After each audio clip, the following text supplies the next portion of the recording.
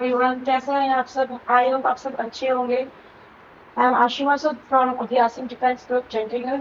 और हर बार की तरह आज भी हम एक बहुत ही इम्पोर्टेंट टॉपिक लेकर आए हैं। और आज का टॉपिक हमारा होने जा रहा है कॉन्टिनेंट्स ऑफ द वर्ल्ड का, जो कि खुद में एक बहुत ज़्यादा बेनिफिशियल एंड इम्पोर्टेंट टॉपिक है आपके हर तरह के एग्जाम के लिए, चाहे वो आपका RMS हो, सैनिक स्कूल हो या RIMC के एग्जाम्स हो। और इतना ही नहीं, आपके और भी एनी अदर जितने भी आपके कॉम्पिटेटिव एग्जाम्स होते हैं जिसमें भी आपकी GK का पोर्शन आता है, जनरल नॉलेज का पोर्शन आता है, हर तरह के एग्जाम में ये आपको टॉपिक हमेशा काम आएगा। ठीक है, तो कॉन्फिडेंस ऑफ द वर्ल्ड हम ये चैप्टर जो है, टॉपिक जो है आज कंप्लीट तो नहीं करेंगे, हाफ हाफ करके करेंगे, क्योंकि ये टॉपिक जो है थोड़ा लेंथी है एंड मैं चाहती हूँ थोड़ा ये चैप्टर आप डिटेल में पढ़िए। तो आज हमारा पार्ट 1 है, नेक्स्ट क्लास में हम पार्ट 2 करेंगे।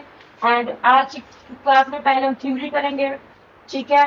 थ्योरी के बाद हम उसके कनेक्शन में उससे रिलेटेड जितने भी इंपॉर्टेंट क्वेश्चंस हो सकते हैं वो सारे क्वेश्चंस करेंगे, सो दैट आपके जितने भी कॉन्सेप्ट आप आज सीखेंगे वो आपको पक्के हो जाए। अब क्लास स्टार्ट करने से पहले मैं चाहूंगी कि आप इस चैनल को सब्सक्राइब कर लीजिए, बेल आइकन को प्रेस कर लीजिए, सो दैट आपको मेरी आगे आने वाली जितनी भी मेरी वीडियोस होगी वो उन सबका नोटिफिकेशन सबसे पहले मिले। क्योंकि आपको पता है कि अब आपका RMS एग्जाम भी पीक पॉइंट पे आ चुका है, तो अब हमें अपनी तैयारी और स्ट्रॉन्ग करनी है। तो चलिए बिना किसी देरी के चैप्टर को स्टार्ट करते हैं, आज की क्लास को स्टार्ट करते हैं। ओके, आपको ये दिख रहा होगा कि हमारे टोटल कॉन्टिनेंट्स कितने हैं। टोटल हमारे पास कितने कॉन्टिनेंट्स हैं? 7 कॉन्टिनेंट्स है। कौन कौन से हैं? हमारे पास अंटार्कटिका है, ऑस्ट्रेलिया है, Asia, Europe, Africa, south America, north America.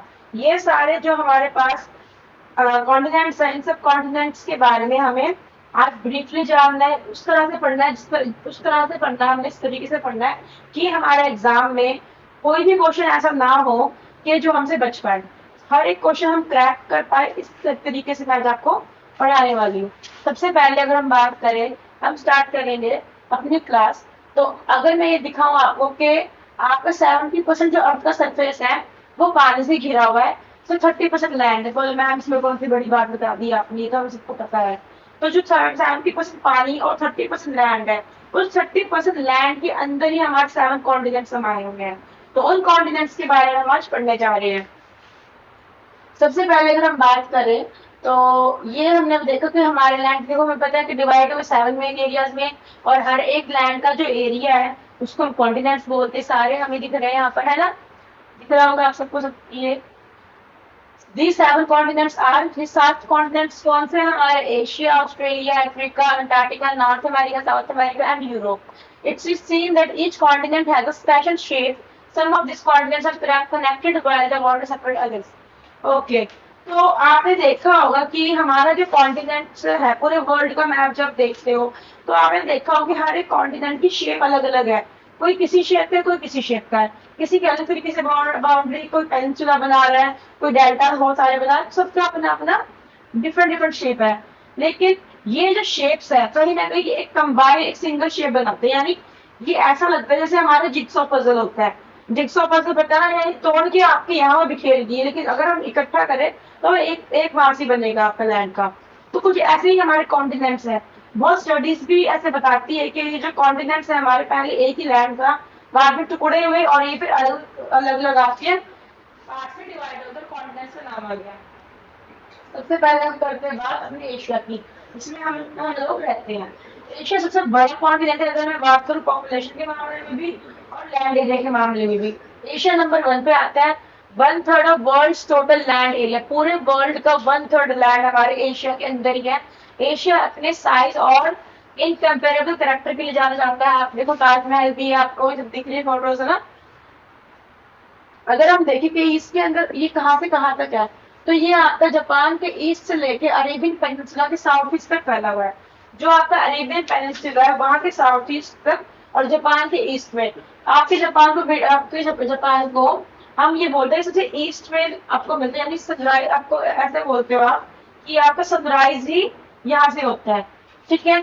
Then which is more than 8,500 kilometers away. It encompasses the entire climate and expands which is the equatorial rain forest और द आर्कटिक टुंड्रा।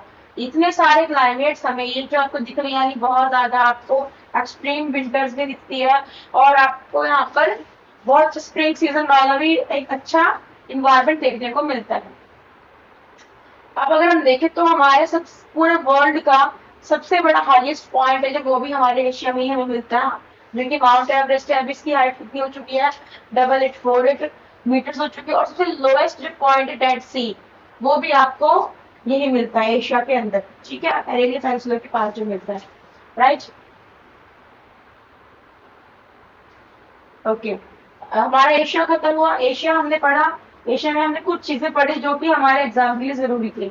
अगर हम बात करें Africa की, तो Africa जो आपका second largest है, आपका पूरे कॉन्टिनेंट जितने भी हमारे कॉन्टिनेंट्स हैं उन सबके अंदर में सबसे नंबर 1 पे एशिया, सेकंड पे आपका अफ्रीका आता है लार्जेस्ट कॉन्टिनेंट के अंदर। ये कवर करता है 22% of the world land area. पूरे वर्ल्ड का 22% आपके अफ्रीका के अंदर आता है। जो इक्वेटर आपका इंटरसेक्ट करती है इसके अंदर से, आपका अफ्रीका कॉन्टिनेंट है उसके बीच में से हमारी इक्वेटर लाइन पता है ना आपको, ट्रॉपिक ऑफ कैंसर है, इक्वेटर है, आपके ट्रॉपिक ऑफ कैप्रिकॉर्न है। ये तीनों जो लाइंस है, ये तीनों की इंपॉर्टेंट लैटिट्यूड्स है, ठीक है। उसमें से हम ये देखते हैं जो इक्वेटर है आपके, वो आपके सहारा डेजर्ट से होकर निकलती है। सहारा डेजर्ट के अंदर से आपकी इक्वेटर होकर निकलती है, और ये वर्ल्ड का सबसे बड़ा डेजर्ट भी यहीं पर है। आपकी सबसे लंबी जो नदी है पूरे वर्ल्ड की, नाइल, वो भी यहीं पर है, जो आपकी, और इसके अंदर आपके मैक्सिमम कंट्रीज है। अफ्रीका ऐसा कॉन्टिनेंट है जिसमें सबसे ज्यादा कंट्रीज मिलेगी आपको, 53 कंट्रीज आपकी अफ्रीका के अंदर मिलेगी आपको, ठीक है। अब देखो अफ्रीका में ज्यादा डेजर्ट एरिया ही है, देखो नामिक डेजर्ट है, कालाहारी है, लिबियान है, सहारा है। तो हम कह सकते हैं कि अफ्रीका में आपको डेजर्ट से बहुत ज्यादा मिलते हैं, राइट। देन आप ये देखेंगे जो कॉन्टिनेंट्स के अंदर बहुत सारे आपके हाईलैंड्स भी, प्लेट्यूज भी है, आपको दिख रहा हो ग्रासलैंड भी, सवाना ग्रासलैंड हमें पता ही कही है ना। This is plain swampy coastal region है, यहाँ पे आपको ट्रॉपिकल फॉरेस्ट भी मिलेंगे, ठीक है। सवाना आपके हिली एरिया भी है, आपके सॉरी प्लेट्यूज है, आपके बहुत सारी चीजें ऐसी है। इंडियन क्लाइमेट यहाँ पे आपको मॉडरेट मिलता है, मॉडरेट टू एक्सट्रीम। यहाँ पे आपकी गर्मियाँ बहुत ज्यादा होती है बिकॉज डेजर्ट एरिया है, ठीक है। इक्वेटर के बिल्कुल पास है, इसलिए भी ये हम बोल सकते हैं। और इक्वेटर को हम डोल्ड्रम्स भी बोलते हैं, मैंने आपको पहले भी बताया था, आज फिर बताती हूँ कि इक्वेटर्स को हम डोल्ड्रम्स भी बोलते हैं, ठीक है। और हमारे इक्वेटर के पास ही यहाँ पर सहारा डेजर्ट है, दैट्स व्हाई हम अफ्रीका को ऐसा बोल सकते हैं कि बहुत ज्यादा यहाँ पे एक्सट्रीम गर्मी होती है, मतलब बहुत ही गर्मी होती है यहाँ पर, है ना। देन आप देखो यहाँ पे कितने सारे आपको यहाँ पर एनिमल्स दिख रहे हैं, तो बहुत ज्यादा एक्सोटिक लार्ज मैमल्स मिलते हैं यहाँ पे आपको, ठीक है।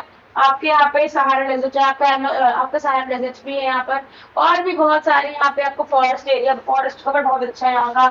तो यहाँ पे ज़ेब्रास है, जिराफ है, गैजल्स है, एलिफेंट, हिप्पोपोटामस, डायनासोर, ये सब चीजें आपको यहाँ देखने को मिलती है, ठीक है। ओके, तो हमने अफ्रीका को कंप्लीट किया। अब हमने अफ्रीका कर लिया। नेक्स्ट हम अगर बात करें नॉर्थ अमेरिका की, नॉर्थ अमेरिका बहुत अपने आप में बहुत इंपॉर्टेंस रखता है, क्योंकि नॉर्थ अमेरिका के अंदर हमारे सबसे इंपॉर्टेंट और पावरफुल कंट्रीज एग्जिस्ट करती है। आपका यूएसए एंड कनाडा आपका नॉर्थ अमेरिका के अंदर पड़ता है, तो इसको हमने पढ़ना है। नॉर्थ अमेरिका अगर हम बात करें, नॉर्थ अमेरिका आपका is around twice the size of Europe, यानी यूरोप को डबल कर दो तो आपको नॉर्थ अमेरिका मिलता है, ठीक है। America is irregular coastline with many prominent offshore islands including Greenland which is largest island in the world. आप ये देखो कि इसकी बाउंड्रीज आपको अनइवन दिख रही है, कहीं से मुड़ा हुआ है, कहीं से टूटा हुआ है, फिर मुड़ गया, फिर जुड़ गया, तो बहुत ज्यादा अनइवन है। इवन जो ग्रीनलैंड कितना अलग अलग सा लग रहा है, लेकिन वो भी इसका पार्ट ही है। तो पूरे वर्ल्ड का सबसे बड़ा आइलैंड आपका ग्रीनलैंड है, और वो आपको कहाँ मिलता है, नॉर्थ अमेरिका में। देखो ऊपर का पार्ट कनाडा का, ये वाला पार्ट यूएसए का, और यूएसए का जो यूएसए यहाँ पर, कनाडा का, कनाडा के आपको वेस्ट की तरफ दिखेगा, नॉर्थ वेस्ट की तरफ अलास्का, ये भी यूएस का पार्ट है। तो फिर देखो बाउंड्री कितनी अनइवन है, यूएस यहाँ पे अलग है और वो छोटा सा पार्ट अलग है यूएस का, तो थोड़ा सा ये आपको अनइवन दिखता है ना। अब अगर हम देखें नॉर्थ अमेरिका के पास जो वाइल्ड लाइफ है वो आपकी बहुत ज्यादा abundant, but after people started inhabiting this land the numbers have decreased. अब आप ये देखेंगे कि नॉर्थ अमेरिका में बहुत ज्यादा आपको बहुत अलग अलग तरह के मैमल्स और बहुत अलग अलग तरह के एनिमल्स यहाँ पे पहले दिखते थे, लेकिन अब लोग यहाँ पे बहुत ज्यादा रहने लगे हैं, तो उनके रहने की वजह से अभी ये जो हमारे एनिमल्स है ये अभी बहुत कम हो चुके हैं। अदरवाइज यहाँ पर ये वाले एनिमल्स बहुत ज्यादा थे। ठीक है, 1700 स्पेशीज यानी 1700 स्पेशीज से भी ज्यादा बर्ड्स आपको इस कॉन्टिनेंट में दिखती है। ठीक है, फ्लामिंगो एंड ऑल सब दिखती है यहाँ पे। देन आपका आ गया साउथ अमेरिका। अब अगर हम बात करें साउथ अमेरिका की, साउथ अमेरिका के अंदर हम देखते हैं कि ये आपका फोर्थ लार्जेस्ट कॉन्टिनेंट है पूरे वर्ल्ड का, although it contains less than 12% of world population. और ये आपके पूरे वर्ल्ड की 12% से भी कम पॉपुलेशन है इसके अंदर। पूरे वर्ल्ड की 12% से भी कम पॉपुलेशन आपका साउथ अमेरिका एग्जिस्ट करता है।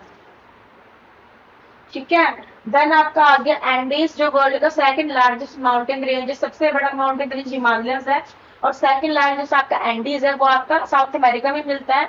और सेकंड लार्जेस्ट रिवर जो वर्ल्ड की है वो आपकी कौन सी, अमेज़न है, जो कि आपके साउथ अमेरिका से ही होकर गुजरती है। आपको अमेज़न रिवर दिख रही होगी जो कि अमेज़न जंगल में से होकर गुजरती है। तो आपको ये पता होना चाहिए कि आपके सबसे लार्जेस्ट, लॉन्गेस्ट अलग बात है, लार्जेस्ट अलग बात है। सबसे बड़ी जो कि बहुत सारा पानी लेके चलती है नदी, सेकंड लार्जेस्ट, वो आपकी कौन सी है, वो आपकी है अमेज़न, जो कि आपको साउथ अमेरिका में देखने को मिलती है। ठीक है, देन उसके बाद आपका आ गया ये कि the low land consist mainly of Amazon basin which is covered in the equatorial region. These areas are of wet tropical climate and have dense cover. आप ये देखो कि यहाँ क्लाइमेट किस तरह का है। अगर मैं बात करूँ तो आपको यहाँ पे ह्यूमिड रीजन मिलेगा, इक्वेटर के पास है, तो आपको यहाँ पे ज्यादा गर्मी मिलेगा। गर्मी के साथ साथ आपको देखिए गर्मी ज्यादा हो रही है, ह्यूमिडिटी ज्यादा है, मॉइस्चर ज्यादा है, बारिश आ रही है फिर गर्मी पड़ जा रही है, वो वाला मौसम दिखेगा आपको यहाँ पर।